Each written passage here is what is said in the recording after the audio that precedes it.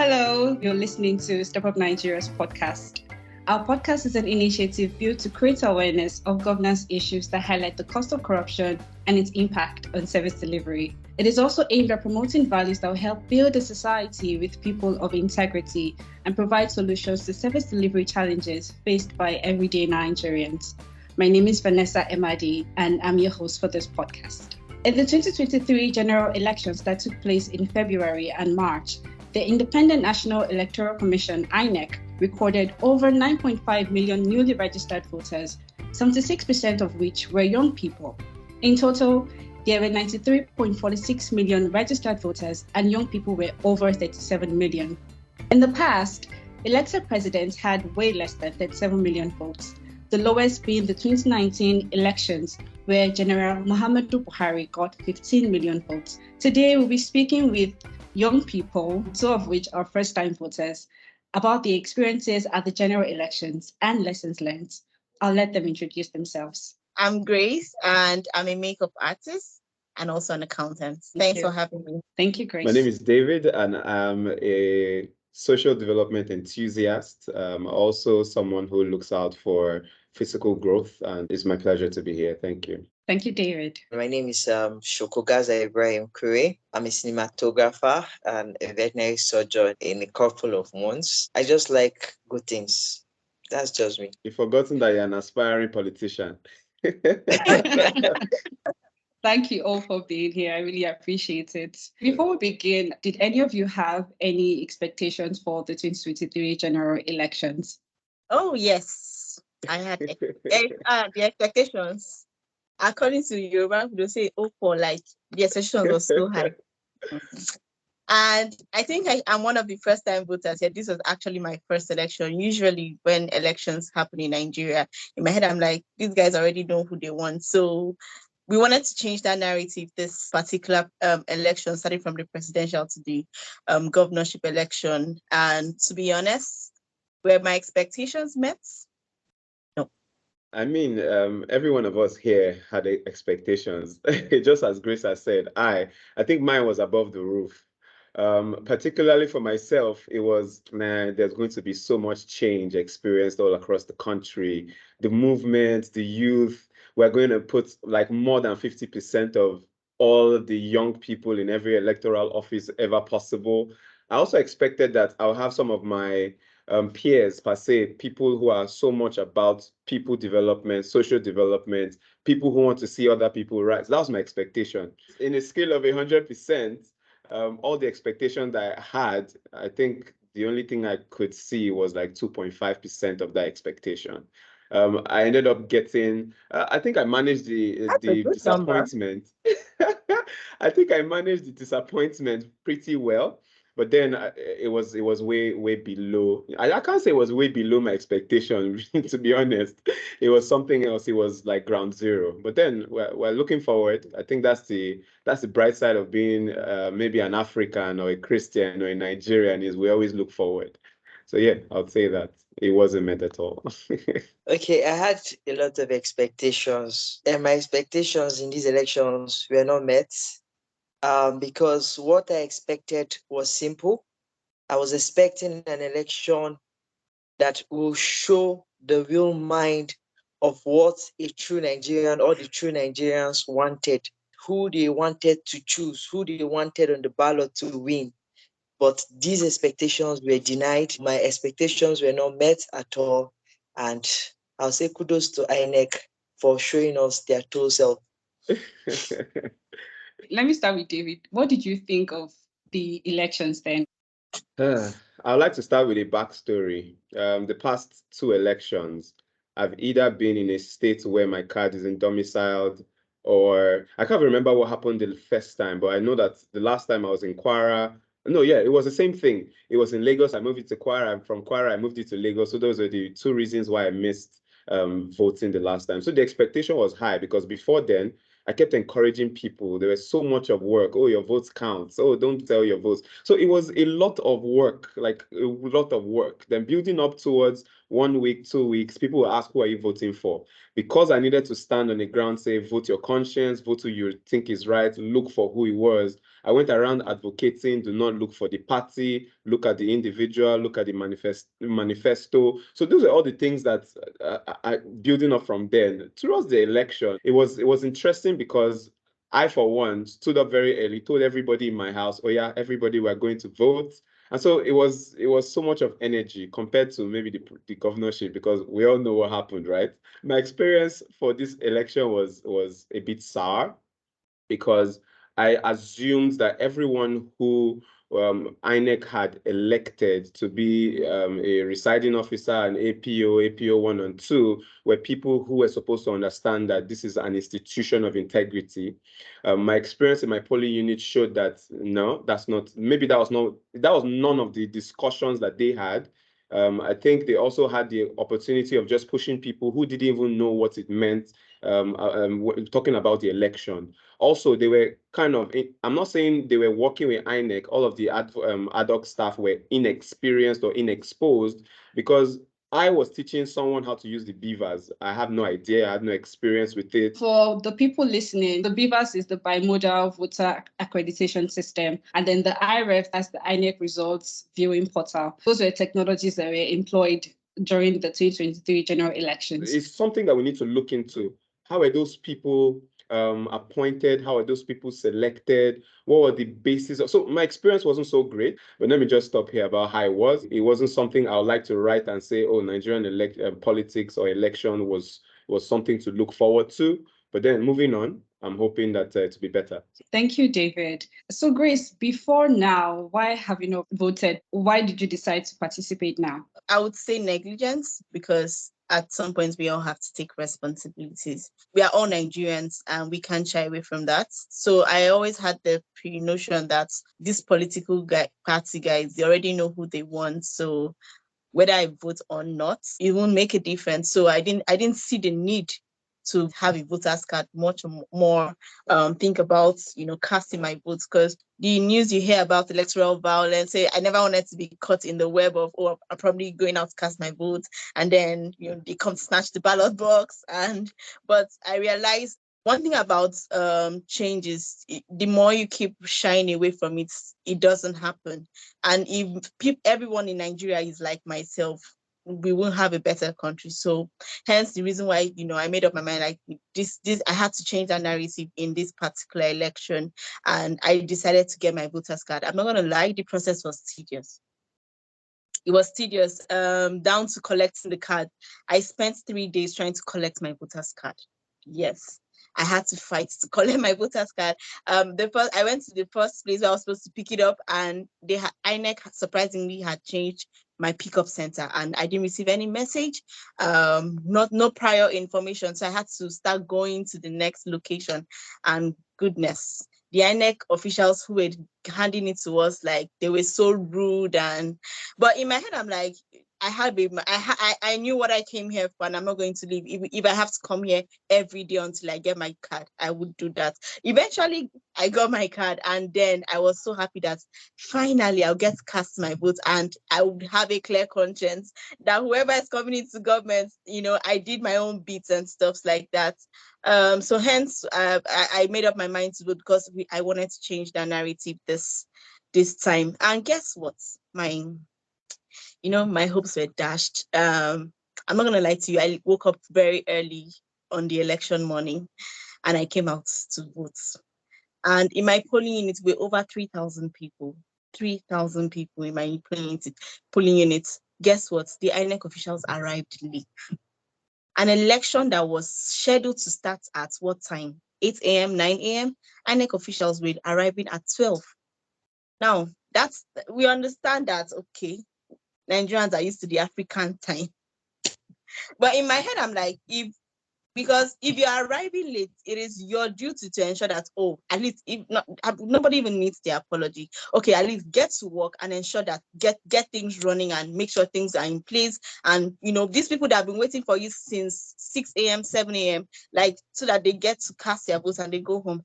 And the next thing is, we are the ones helping them set up. They didn't even know what to do. A lot of them, like David had mentioned, that we had to teach people how to use beaver, their own beaver. You have to teach them how to use it. Can you imagine how absurd? I've never seen so much disorganization in my entire life. I was irritated. I was like, it just showed, like, man, I'm like, didn't you guys have a plan?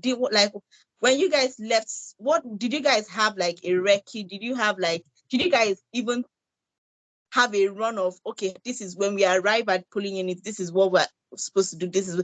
It just showed that there was lack of, like, very poor planning. And in my head, I'm like, okay, you know what, whatever the case may be, I'm still here. You're not going to make me change my mind. I'm going to cast my vote. And guess what? It started raining heavily. As at that time, 3,000 out of 3,000 people, only 100 and something people had casted their votes from around 12 to, that was around 4 p.m. when the rain started. I was like, God, are we going to finish today? And then guess what? What really, like, got me emotional that day, because I actually cried at some point, because people said, under the rain, under the sun, I'm not going anywhere. My vote has to count, because we need Nigeria to be better. And we are here. We started it, we must finish it. In my polling unit, a girl had asthma. She was under the rain. And people were like, go home. She said, no, she's not going anywhere until she cast her vote. That was the level of determination people had. It shows you that people are tired. Like, people want to see a better Nigeria. No matter what has happened, I'm still an advocate that Nigeria will be better, regardless of what has happened. And guess what? I stayed at my polling unit till 2 a.m. just to cast my votes. 2 a.m. in the morning. And guess what? We're all there. The crowd, we're all there. At 2 a.m., they now said that their beavers have been shut down. So over 1,000 plus of us. And guess what? The most painful part is I was just 5 persons away to casting my vote when that thing happened. So wait, sorry, you did not vote? I sat on the ground. I was like, hey, my village people, they're after me. Wow. So you were not able to vote at all? I wasn't. I came home around 3 a.m. I slept with that whole level of disappointment that I had spent over 24 hours trying to, cast my votes. But it is what it is. It is what it is. So sorry for your experience. What about you, Gaza? How was your time? What was it like on election day? The last election, I did not vote because I was so busy trying to manage a particular function that was given to me on the day of election. Sorry, I can't actually say it out. I went to my polling unit as late as 10 o'clock because I had traveled all the way from Abuja, coming down all the local government of Nasarawa State from Karu down to Kokona to switch up tax for my political party in the name of Labour Party, because our secretary and more than half of the ESCOs of the party had decamped to support the All Progressive Congress in my state. So we had to switch our tax immediately to help safeguard our vote and also put our agent on check so that manipulations will not happen from the other side. So we had to go down from Abuja, switching up all these tags from Karo down to Kefi, Nasarawa. Then I traveled down to Akwanga, and that was my route down to Lafia, where I casted my vote around 10 in the morning. Now, after casting my vote that day, we noticed a lot of irregularities around Lafia Metropolis, where individuals drived into some polling units where we had strongholds, bringing up security, NSCDC, to beat up people at the polling units. These security men were meant to safeguard the lives of people and not to allow any external influence during the course of this election. But all these things were not checked. Rather, the security personnel were rather used to beat people during the elections in Nasarawa State. I will quote Gayam Ward precisely, polling unit 19, Gayam Ward, Lafia, Nasarawa State. A reporter was there trying to make report of news. His head was broken. It's on air, on social media. You see his picture there. He was trying to report what is happening on the at the polling unit. Then he was beaten and his head was broken. His phone was smashed.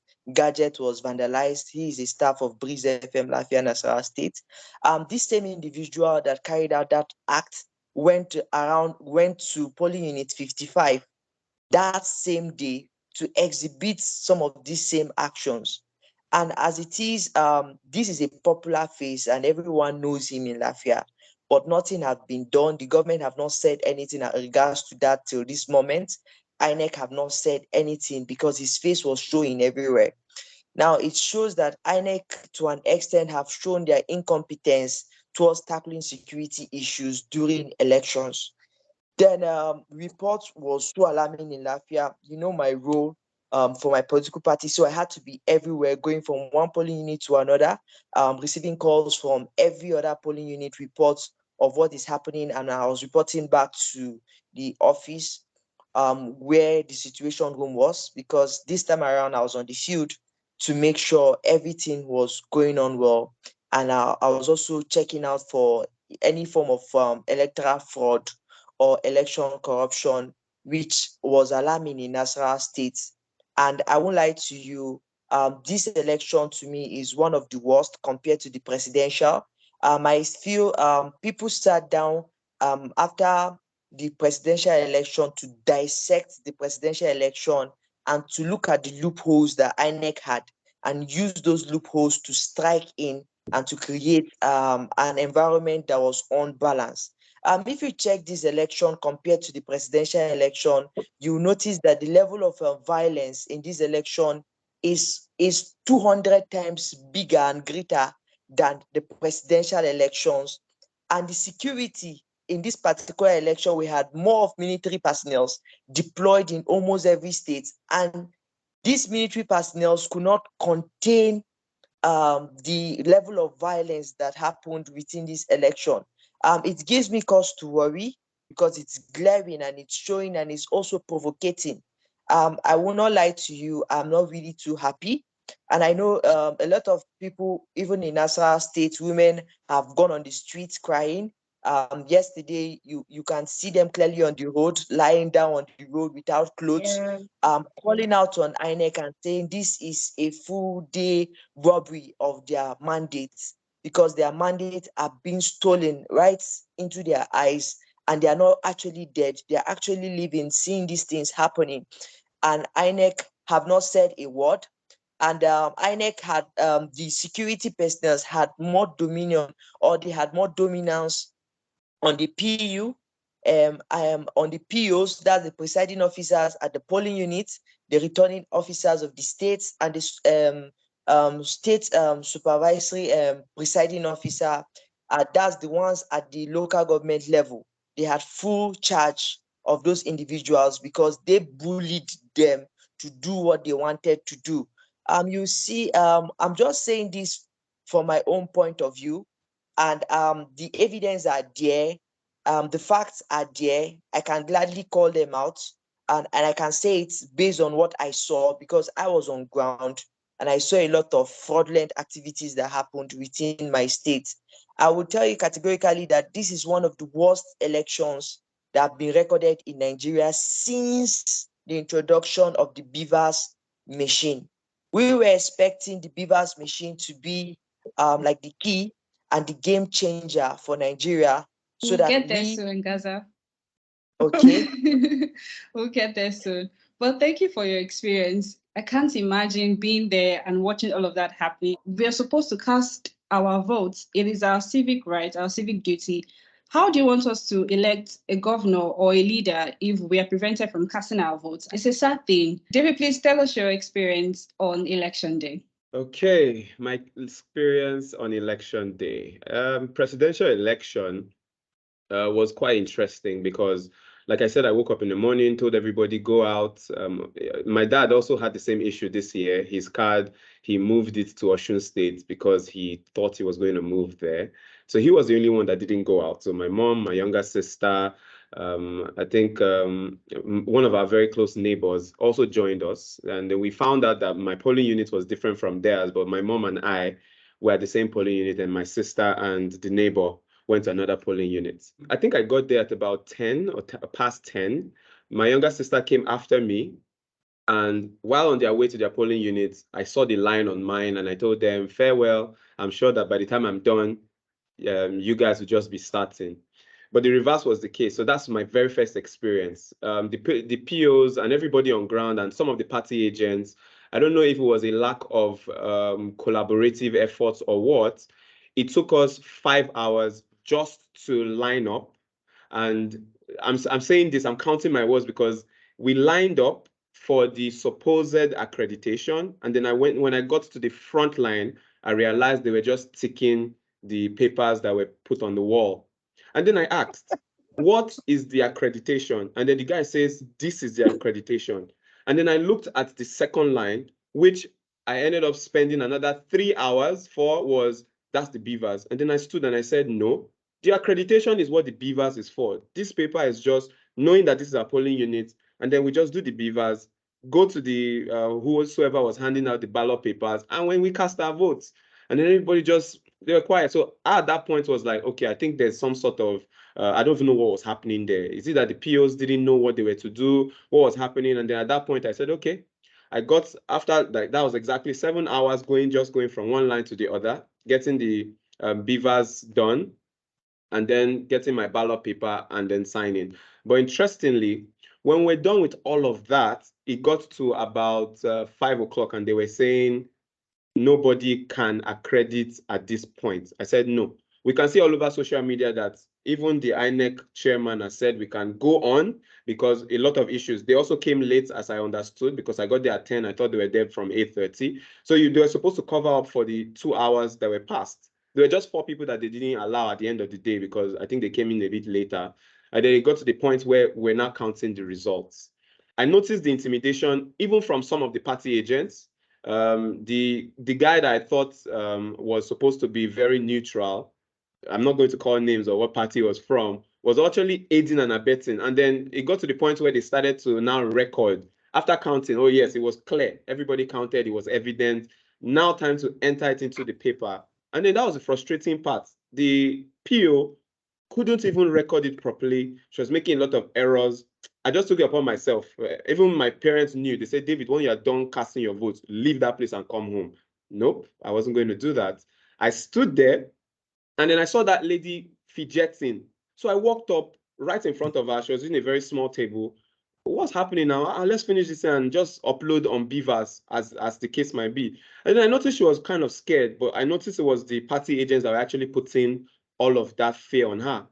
So I sat down there. This lady had to cancel a lot of things because I stood there. I said, you must write the correct thing. She started with entering how many people were accredited. And then she said how many people voted. How would the voting number be more than the accredited people? And I said, no, that's wrong. So I stood there. She corrected it. After because that meant that they were going to cancel that polling unit because that's what the Beavers was for. So I stood there and I said, no, you must correct this. And then all the alterations you've made, ensure that you sign on them. And so she signed on them. The guys were just there like, what is wrong? We are the party agents. We're here for you. One of them said, I'm the party agents. We're here for you. I said, no, at this point, I am here for the masses that are not partisan.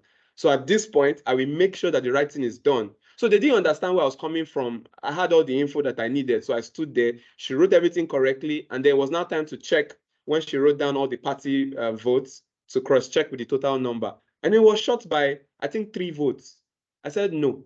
Party agents, you guys were writing. I have it in my head. What were the numbers here? What was number there? What was number there? And the guy said, oh, this number, this number, this number. So we now got down to 1. I can remember that party very well. It was Boot Party that had 1 vote and it was written 0. I said, no, put it there. Then one supernatural party agent said, no, just put it anywhere.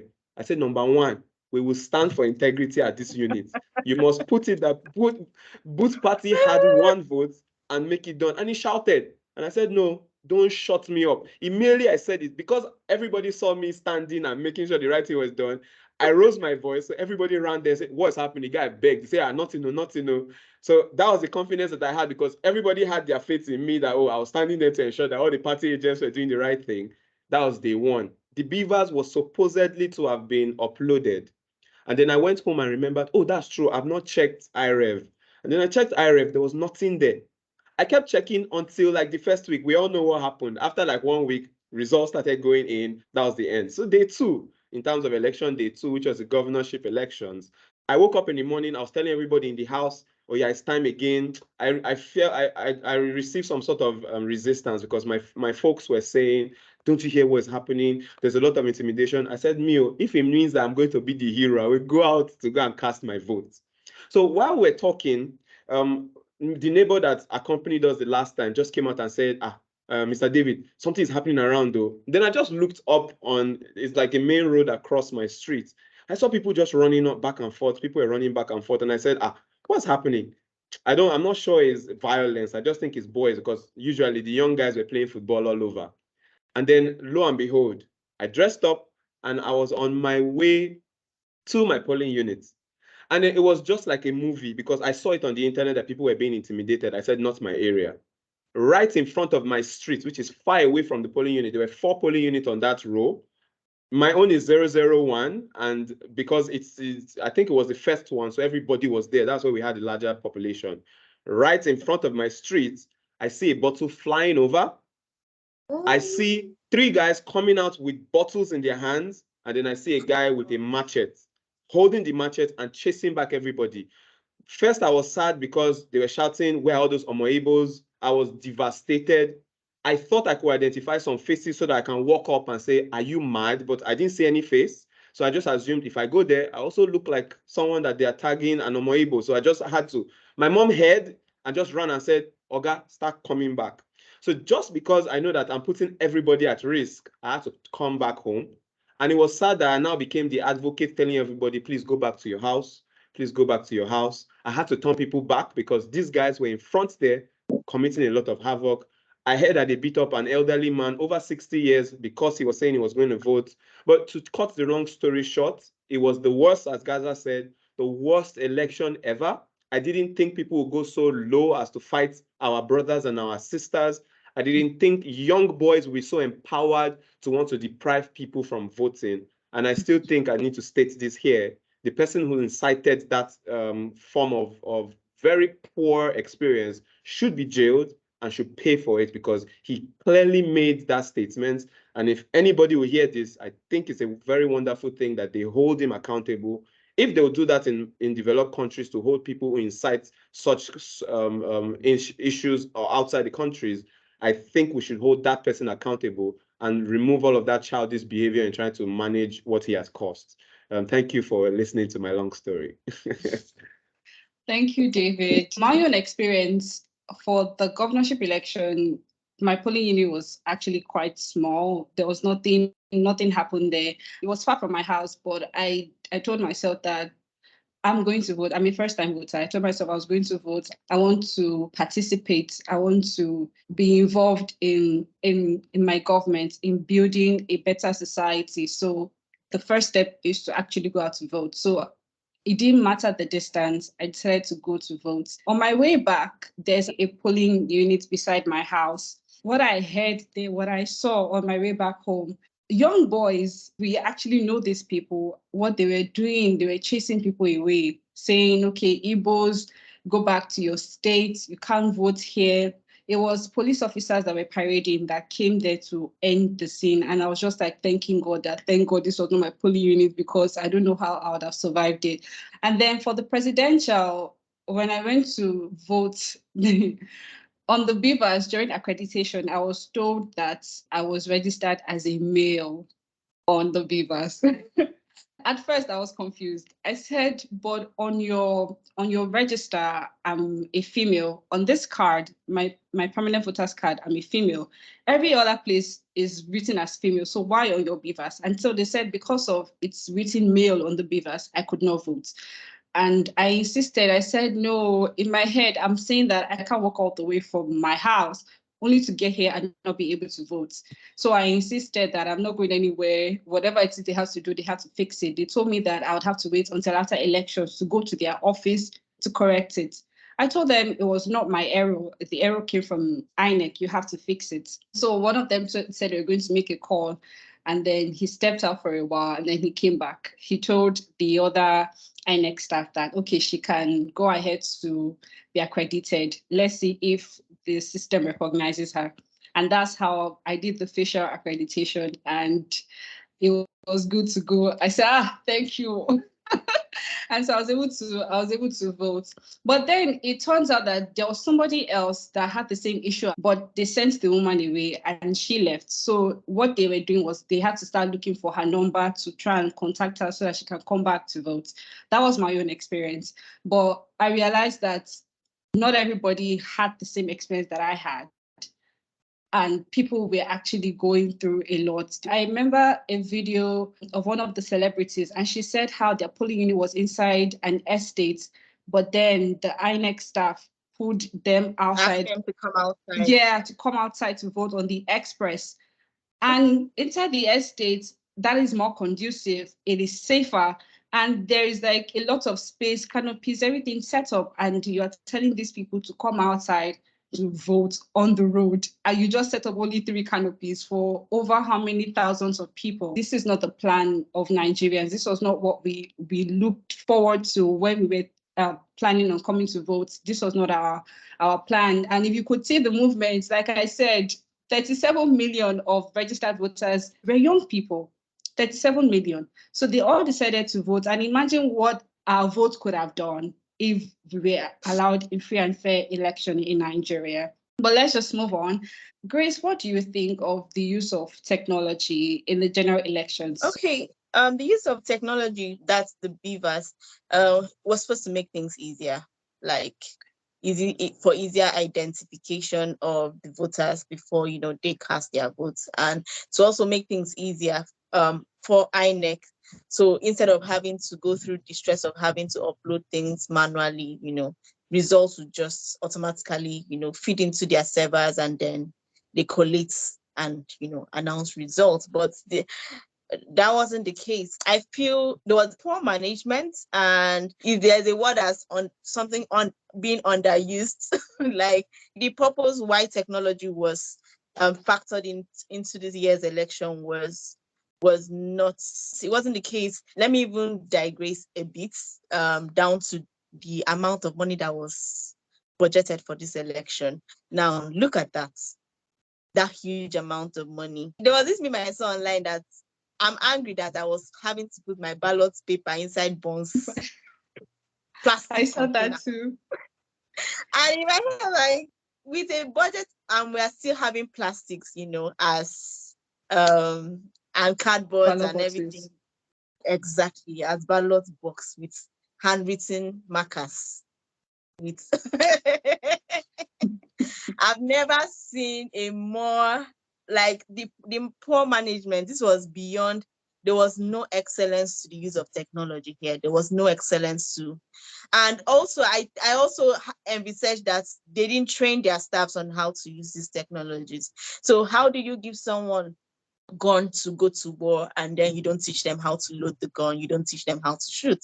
So they had the technology, but poor knowledge on how to use it. And I won't say poor knowledge, I would say negligence, in the sense that knowing fully well that these are technologies that I was supposed to use, it was INEC's duty to ensure that every officer who was supposed to be responsible for any polling unit goes through proper training on how to leverage on these technologies. But that wasn't the case. David was saying he had to show people how to use Viva. It happened in my center as well. So the technology was available. Trust me, with the technology that has been made available, now it's enough for Nigeria to have a free and fair and credible election. But the use of technology was undermined. It wasn't used properly. Their staffs were not even trained. So I didn't know if it was ignorance, but ignorance is still not an excuse, because it's not today they started planning for this election. So if you knew this was what you're going to use, you should have trained your staffs on how to use these things, and then put down strict rules when it comes to how they report the results, to the servers and everything. But with this, what happened? Even if the money that was allocated for this election was used to get a higher advanced technology, it will still not work. So I would say the role of technology was highly undermined. It was there to make things easier, but I didn't see it play out. Thank you, Grace. What about you, Gaza? What's your thoughts on the use of technology? The use of technology in this year's election, to me, only solved one problem. It reduced the level of rigging. If we look clearly in 2020, That's are you 2019, sure is this level of rigging? no, it's reduced. Yes, it's reduced the level of rigging. In the past, when we have elections in 2019, what people usually do is to get the number of ballot papers within a polling unit. People sit down in their houses, even without going to the polling unit, to just thumbprint. So if we're able to register over 1 million voters within my locality, then automatically, if 100 people vote, we'll have to thumbprint for the many ballot papers, the ones that we can carry and thumbprint on. That's what we'll put in the box and take to INEC office. And that's why in the past, you'll be seeing places like Chiroma Ward in Nasarawa State producing 200,000 votes. And this year, they were unable to even produce 60,000 votes, because they have the ward is big, it has a lot of polling units, but it does not have the people in the polling units do not tally with the largeness or how big the ward is. You get, so to an extent it only reduced it's reduced rigging, but it did not stop rigging, because this time around rigging was not done at the polling units but rather at the collation center. So I will say it reduced rigging at the polling unit. I think I agree with you now. I understand where Yeah. you're coming from. Yes, at Okay, the so polling like unit. the quantity of the rigging, that's what you're trying to say. This Yes. is the hard level. We have the beginner level. We have advanced and we have expert. So probably guys that will tell Yes, us what level of rigging happened this year. this is an upgraded rigging level. This rigging, man, it's man, another actor. It's bigger than us. This one, but I think the beavers also helped in collecting informations. So when we have court cases, the beavers will help us to an extent get evidence of election, because the beavers carry accredited voters. So we have their pictures and the number of people that were accredited at that polling unit. So immediately after the elections, if it's been updated, it goes straight to the server where it is being saved. So you can go there and see your results and also compare what was announced at the polling unit and what was uploaded at the RF. So I think where issues that I noticed, or things that I noticed that INEC have to check and resolve, is uploading of results at the ward level. I was unable to find where all ward results were uploaded, because if ward results are also uploaded, although on the IRF there's a place where they snap ward result to upload, but I can't find it there. So if we can get the result from the ward level, so we can also cross-check what is uploaded at the ward level with what we have at hand, to compare the form of irregularities that must have happened during the course of the elections. Another thing that actually struck my mind was who were the people who were licensed to manage the collation of results from the back end. So these are the kind of things that should be made. I don't know if it's possible, if it's possible to make them public. Do you understand? So that, and what regulatory body was responsible, to monitor, all of these processes. Yes. So I don't know if INEC is an independent body. So I don't know who is responsible for monitoring what they do. Is it the judiciary? Is it the... It's who gets something it that right? needs to be looked into, because you're right, they are a body, but we actually need somebody that would check that body. We need an external that also check that body, so we can be sure of everything that is happening. I would say the beavers helped, but the other side of it is this other side of people trying to manipulate the whole system, still using the beavers, because what they do is at the polling unit, they tell you there's no network, we don't have password, They did not teach us how to use or how to upload these beavers. So we have to return back to the office. And automatically, if they do not upload your results there, automatically they can upload anything. You see some polling units, like one in Kefi, where he has to snap, let me say, a leaf to upload. If you check the results, you or see snap there. themselves. Yes, or snap themselves to upload. And so what do you call that? Because the result of that polling unit is not online, but it's just a leaf that is there. This election has helped us to look at the Nigerian judicial system to be faulty. Because how will a politician rig an election in an open where there are evidence and he's boldly telling you to your face, let's meet in the court? So I think these are things that Nigerians have to sit down and look critically, and we have to question the integrity of our judiciary system, because if our judiciary system continues to be faulty, then I think the electionary process and every other process in Nigeria will be faulty. And people who have been caught acting or violating the Electoral Act or the electoral process should be jailed if the judicial system is working, because we can petition these individuals and these individuals will not be bold enough to come out in public to do what they are doing. So I think the judicial system needs to be checked, because I heard you talking about who monitors the INEC. I think the judiciary should be able to do that when people file in a case against a particular presiding officer or about an election. Those who are found wanting, who joined to carry out those activities, should be held responsible and should be jailed. For there should be consequences for every wrongdoings that each presiding officer or any member of INEC should do. So I think the judiciary should be questioned, and I think stiff rules should be created or should be made after these elections, after dissecting and looking at these elections holistically. I think that is my take on the beavers and the technologies introduced in these particular elections. Thank you. Thank you, Gaza. Let me ask David. David, do you agree with Gaza in regards to the use of technology reducing electoral malpractice? It would be nice to also mention that was where we had all our hopes in. The inclusion of a credible form of technology was where all of us thought it can never be manipulated.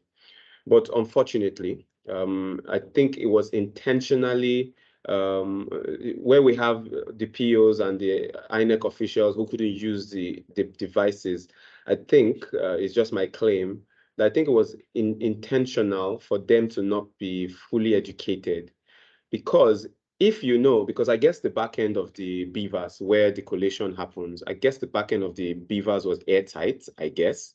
And that's why they were not intentionally trained as to uploading. And some of them had issues with snapping leaves. And they came to the point and said, okay, we are not uploading at the polling units. We're now going to the local governments centers to upload. And intentionally, that was where we saw that people were uploading I don't know if I'll call them falsified results, where you had the original results being put and then there's a paper put on top and then they are writing. At a point, I thought it was maybe my 3-year-old that was giving that stuff to just manipulate. So we had all our hopes in the beavers. I can categorically say that there was no use of technology because technology was supposed to help the election go smoothly. If at the end of the day we need a beavers, then why not just move directly to electronically vote? Why do we still need ballot papers? So it comes to your question, do I see the need for technology, or what does technology, or what would technology do to elections? It will do a lot. Let's look at the advanced countries. They don't need to go and line up in a queue to just print or thumbprint on a paper. They go to a booth. It's called voting booths, just like an ATM. Do the election and they go. I was speaking to somebody on the day of the election, the last gubernatorial election. He's in Canada. He said his friends say, oh, I'm going to vote. While during the lunch and less than 40 minutes, they were back. And he said, this can never happen in Nigeria. They all went to a polling booth, no queues. They put their fingers there. That machine also does the verification and it's collated at one in a split of a second. It's just like sending a WhatsApp message to Vanessa and Vanessa is getting it instantly. There's a backend, there's a server. Therefore, I would say if we really want to say we included technology, we didn't. And if we really want to, then let's invest on voting electronically. At a point, I heard that this was in the Senate, but now I can't hear anything about it anymore. Why can't we get to that point? And that's why we need a lot of progressive thinking people in the House of Senate and the places where these decisions are made. So I would say yes, it helped to reduce manipulation at the polling units, but it didn't reduce manipulation in the election. For a matter of fact, this was the worst election, not just because of all the wrong things that happened, but because it was easily manipulated. As Gaza also said, while we're counting the election from the north, we had the PDP candidate winning.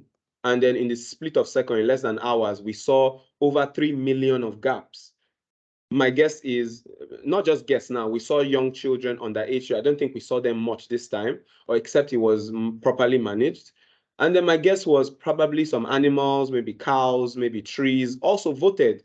Because at the end of the day, we saw that the beavers maybe helped in reducing that level of manipulation at the polling units, but then it was still very much manipulated at whatever level it was. Because when the beavers failed, everything failed. We only saw that a lot of people didn't vote, but we had a lot of irregularities in the results and the end. So I would say for a progressive Nigeria, let us imbibe more structured ways to include technology because it does a lot. And then also about who sits and who holds INEC accountable. I think the very first mistake is making INEC very much independent. It means that the leader of INEC is at the level of the president and can do whatever he wishes. It means that he can be called on the phone and say, manipulate the results. And he's not looking up to someone to say, if you manipulate it, you are in trouble. It means that there was no committee put in place because everything we heard was go to court rather than, oh, we listen to you, we understand. I think there was also a very high level of, what's the word to use now, insensitivity as to how we see that there's mayhem happening in the country and some people are sitting down and saying, oh, the election continues. You can't say there's a fight in your house and then you could keep at it and say, oh, let's go along, Nigeria moves. Sorry to digress, but back to it, technology was not used in this election. If indeed we want to see a better electoral system, yes, let us include a very well-structured system of technology. Thank you.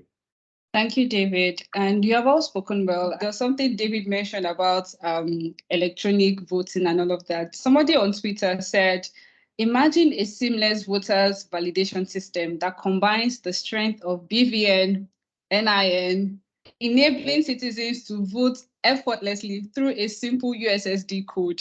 And what occurred to me when I saw that was that it's like, when you type in that code on your phone and it brings out option A, B, C, and then imagine if option ABC were all the parties, and then you just click on the option that you wanted, like the party that you wanted, and then that option automatically goes to like the server where it's supposed to be. And imagine if then we now had like a live, we like a live screen, like something that shows as the votes are entering, exactly, so dashboard. Everybody could see it, and so okay, this party is winning. This like as the votes are entering, as people are doing that on their phone, they could actually see live. That is accountability. That is transparency. That is everything. That is integrity. While we're talking, I was brainstorming in my head. I'm like, okay, from what Gaza said about the IREVs and how it is, so the people have to snap and upload.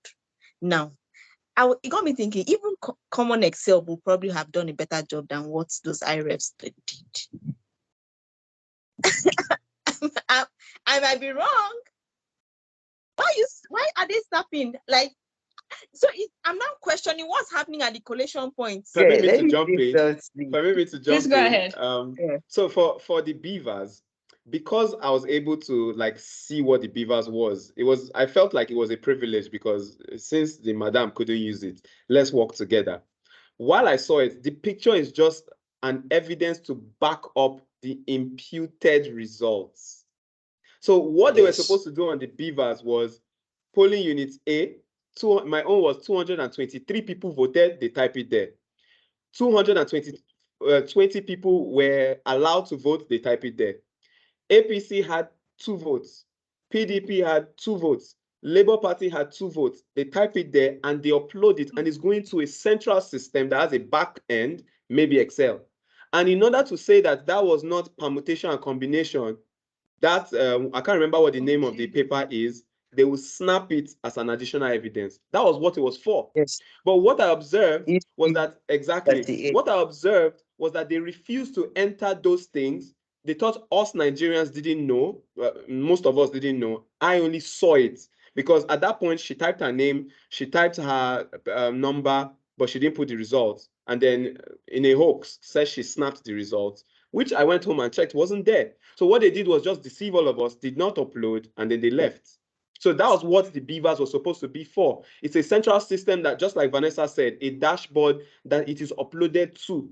Nobody should manipulate it. That was what the beavers was for. And that's why I could say there was no use of technology. It was just a way to get us to just agree. And I don't know if Gaza has anything else to add. And just to say, and also, there's Excel, there's this thing where you can lock sheets, and no matter who uses it, nobody can alter whatever has been set. Exactly. So that is what I suppose their back end should have been. As people are imputing those results, whoever is in charge of collation, nobody can manipulate it. Let's say even if there are people who actually set these codes, right? It should be like 1, 2, 3 people who only have these access codes.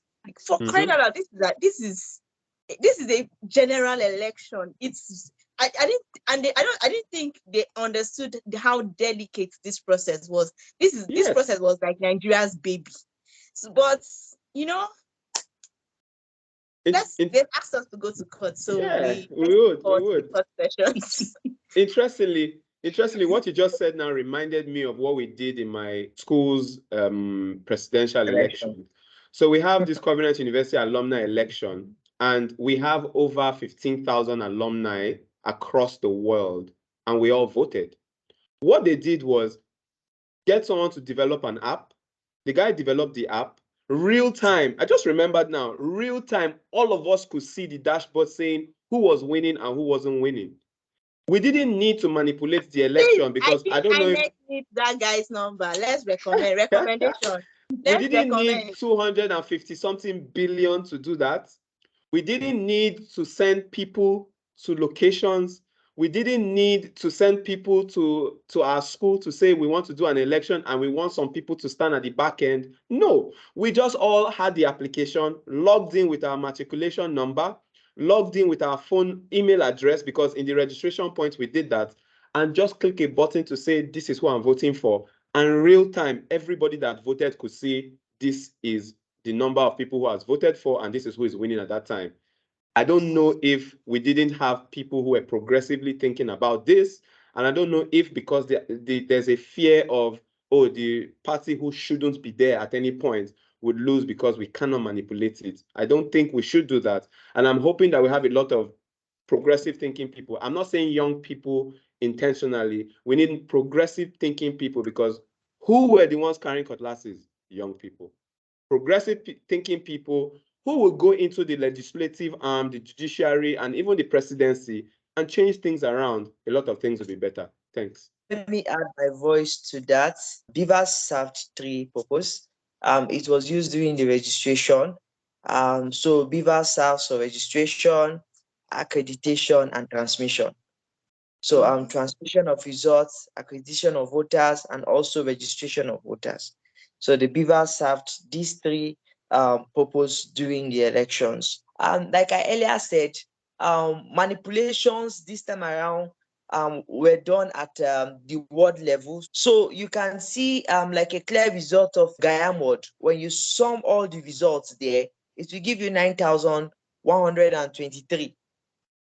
But if you check the votes of one particular political party, I don't need to call the name of the party, they have 29,000 votes. So if you add the accredited voters and the total, if you look at the accredited voters, just 9,123. Then if you look at the total number of people that vote, it's just 9,102. You get, so it's even lesser than the accredited voters, but the total number of votes for a particular political party is 29,000. If you sum their votes together, it's just like 5,000 plus. But what they wrote as total down is 29,000. And that's the result they are now taking to the state level to go and present, which this result automatically will have been cancelled. You understand? That particular word will have been cancelled completely because of fraud.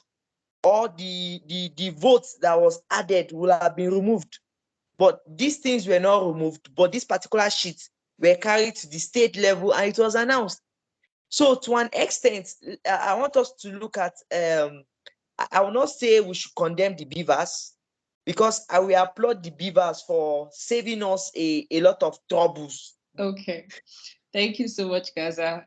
And then what lesson did we get from the elections that you would like to share with first-time voters in 2027, the ones that will be coming in future? Okay, for the lessons learned, I would say my vote is my right, it is not for sale.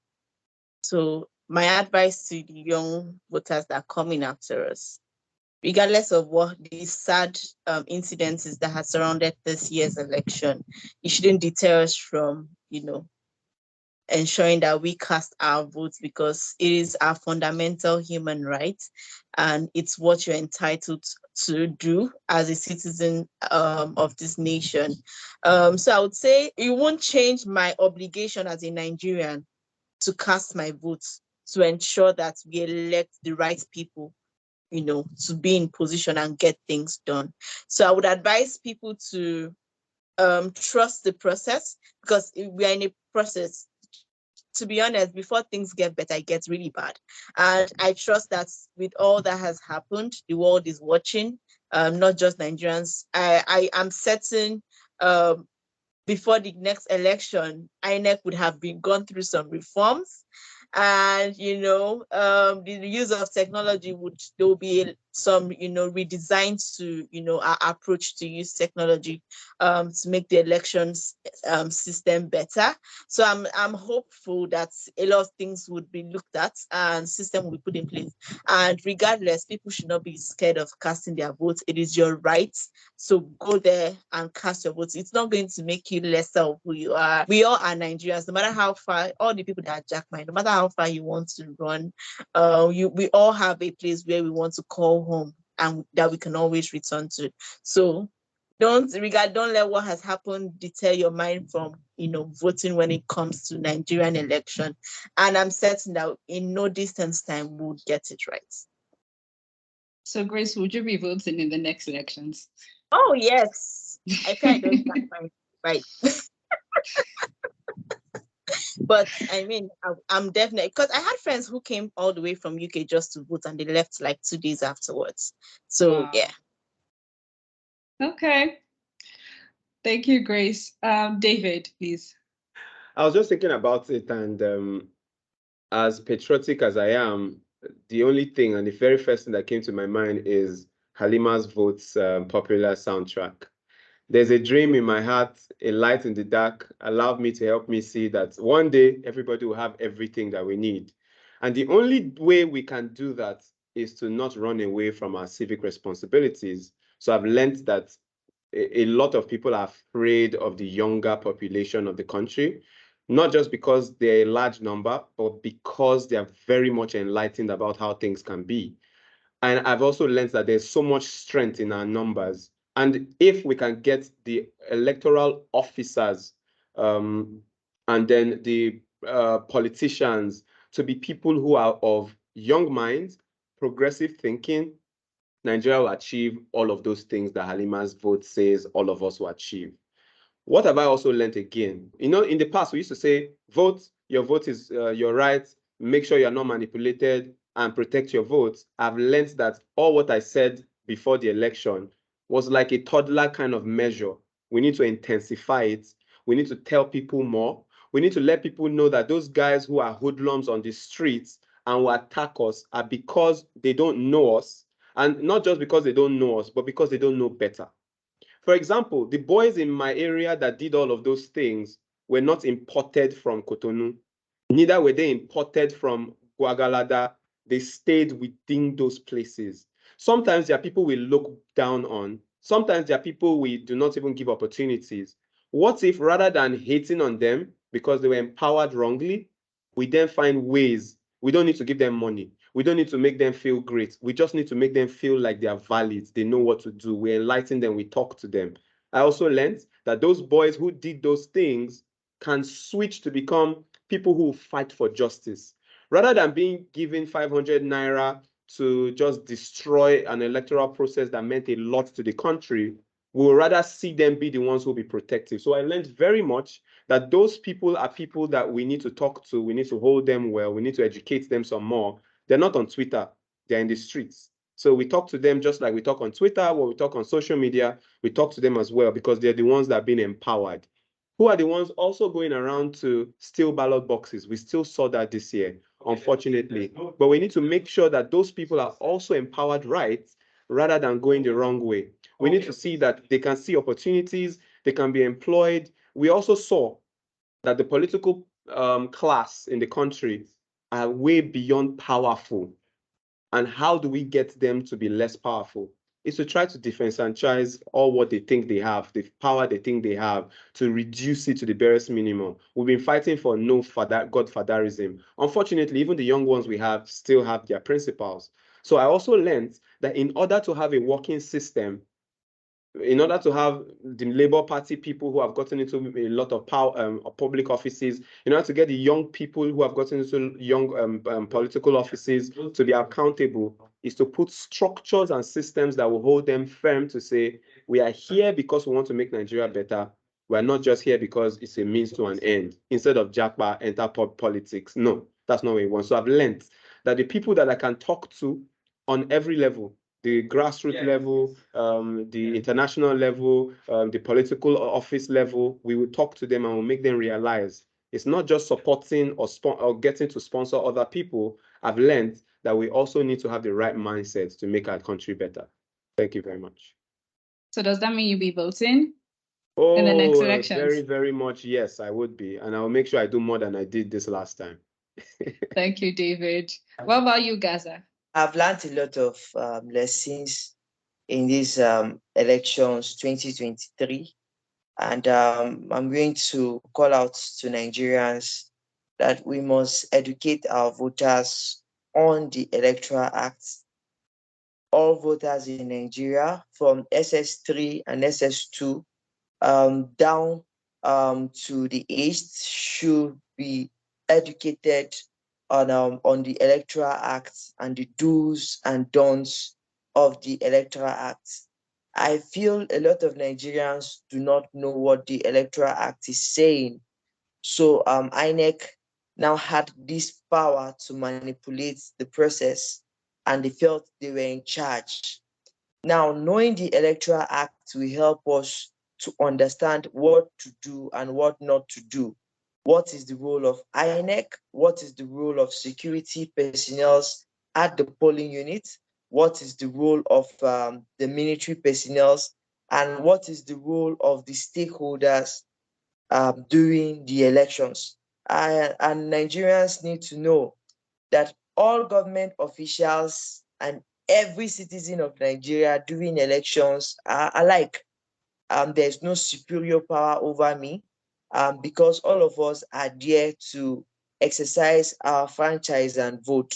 So more emphasis should be made on the Electoral Act and the electoral law so that Nigerians will understand the electoral process better. And finally, I would like to call on Nigerians, and I will appreciate Step of Nigeria for what they have been doing, regardless of their work, which is on anti-corruption, and that can also be expanded to talk to Nigerians on election corruption. I think that's another aspect that we have to look into to educate Nigerians what is wrong in the election.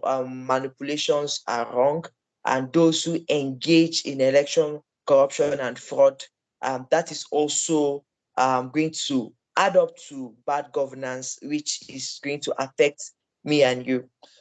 Finally, David had said a lot of things, and Grace also have said a lot of things, which I really, really appreciate. Elections, manipulation, thuggery, rascality of elections are being carried out by youths and people who are on the streets. Now, these street individuals need to hear the truth, and this truth will come out from our lips via advocacies, via radio programs, via TV programs of us telling them the reality on ground. We need to engage these individuals and tell them the truth. Manipulations of election and psychological thwarting of the thinking of these individuals at these local streets is easily done by politicians. But we in our own side need to reach out to these individuals and show them the reality of where the country is and what is actually happening in the country and what their actions can lead this country into. And I will say, if we can achieve this as a nation and as a group and as an organization or as a people, Nigeria will be a better place. So I sincerely appreciate everyone. And in 2027, I know I'm going to cast my vote. And for all the court cases, they have sent us to courts and they have sent all Nigerians to court who will follow the court proceedings, and where evidences are needed, if we can provide those evidences, we'll make those evidences available so that justice can prevail in Nigeria. I think a fight for Nigeria, a fight for justice in Nigeria is the fight of all meaningful Nigerians, because we want to secure our country and get our country running back how it should be. So thank you and God bless you. Thank you, Gaza. Thank you so much, everyone. And before we go, just one final word from any one of you. What was your message to INEC? Let's start from the politician in the house. Gaza, what's your final word for your election? Okay, I have one message to INEC. INEC, please stop demoralizing Nigerians and stick to the Electoral Act. Please allow justice to prevail in Nigeria. Stop disenfranchising Nigerians with your acts, please. So INEC should please change and please let justice prevail in Nigeria. Thank you. Thank you, Gaza. Who else? Okay, I'm going to read out INEC's mission statement. INEC's mission statement is to serve as an independent body committed to conduct free, fair, and credible elections for sustainable democracy in Nigeria. So please, INEC, stick to your mission statement and do your job.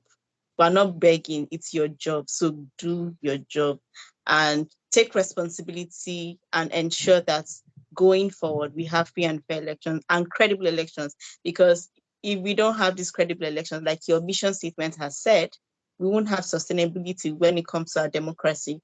Our democracy in Nigeria becomes threatened. And when that happens, what's left of us as a nation? So please, just do your job. You have just one work, do your job. Thank you. Thank you so much, Grace. David? Let me add. In the national anthem or the pledge, it says to build a nation where peace and justice shall reign. I think also, according to what Grace has read, it's also the responsibility of INEC to ensure peace and justice reigns. Like we already established, it is insensitive for a body as INEC to go ahead to still establish whoever wins an election when the country is on duress or under duress. So as INEC, or to INEC, I would say, ensure that you also uphold the pledge of the nation to ensure that peace and justice reigns. Because we need to do an election in the country does not mean our country should go upside down. If you need to put up more stringent measures, for example, scrutinize the people that you select as public officers who are going to the polling centers, please do that. If you think you don't have, in developed countries, we see where people resign for such things as such, not even up to this level. We measure their integrity as a result of, I didn't do my assignments, then I am wrong. Why not let's hold ourselves to the accountability we hold artisans who come to work in our homes? Do we call people and say, come and spend my money in building my house, but don't do it well? We will not applaud them. What do? We take police stations, police members or policemen, arrest them and make sure they do what we want to do. So if there's nobody holding INEC responsible, maybe we're not that informed, hold yourself accountable. Hold yourself responsible. Your assignment is to ensure that Nigeria remains. That's why there's an election. Your assignment is to make sure that all the public officers that are being assigned or being elected are people who would go there and cause the country to be better. We don't know. We hear speculations how INEC persons are bribed. Is that how we want the people who would go to lead our country for the next 4 to 8 years to be able to do that from the get-go? So INEC will beg you, we hope you see this, we hope you listen to it, will beg you to hold the country together. Because if 2 days or 1 day or 2 weeks will destroy the country, will make people come off with myopic decisions, then I think you have a stronghold in the country's progress. So please ensure that your system is put well, you are looking out for Nigerians, you are very sensitive in how you operate. If we hear you say we are suspending this election in so country because of all what has happened, we would praise INEC. But if we hear go to court, we don't know what is happening, the results have been done, then you shake people and give them monies for the work they've done, then I think it's insensitive. We won't have our parents sound like that to us and the house will be good. We won't hear INEC sound like that to us and the electoral system will be trusted. I think I should stop there before I start quoting scriptures. Thank you very much. Thank you so much. Thank you, everyone. Well, there you have it. The youth are still hopeful. We believe in a better Nigeria. We believe that more work can still be done. As we could see in the general elections that took place, many people came out to vote, especially the youth. And they did that not because of whatever it is that they must have heard of in the past. They did that because they believe with their votes, they could get good leadership. With their votes, they could get good quality service delivery. And that is what we are all about, quality service delivery and doing what is right for Nigeria. We're definitely getting there. Thank you all for being here once again. And thank you, our listener, for staying till the end. This episode can be found on all podcasting platforms. So please share. And to stay updated on our work at Step Up Nigeria, can you follow us on Twitter and Instagram at step_up_Nigeria, on LinkedIn at Step Up for Social Development and Empowerment in Nigeria, on TikTok at Step Up Nigeria TV, and on YouTube at Step Up TV. Till next time, goodbye. Thanks, Vanessa. Thanks for having us. Bye-bye. All right, bye.